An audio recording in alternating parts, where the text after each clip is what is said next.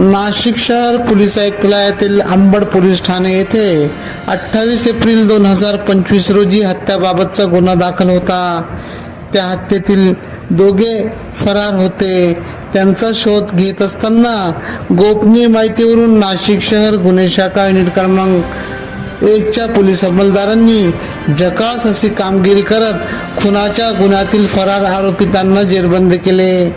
आनंदवली परिसरात आरोपी येणार असल्याची माहिती मिळताच वरिष्ठांच्या मार्गदर्शनाखाली सदर ठिकाणी सापळा रचत आनंदवली येथील पुलाखालून हर्षद सुनील पाटणकर वय 25 राहणार बेथलेनगर शरणपूर रोड नाशिक व श्रवण विशाल पगारे वय 20 राहणार कॅनडा कॉर्नर नाशिक यांच्या मुसक्या आवळल्या. चौकशी केली असता त्यांनी गुन्ह्याची कबुली दिली. पुढील कारवाई कामे त्यांना अंबड व पंचवटी पोलीस ठाण्याच्या ताब्यात देण्यात आले.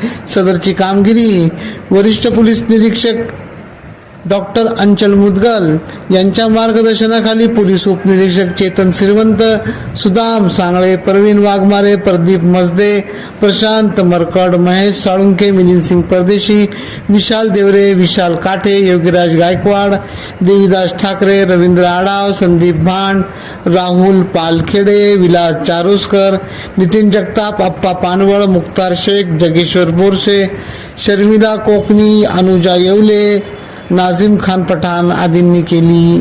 AKP न्यूजसाठी ब्युरो चीफ अनवर खान पठाण, नाशिक.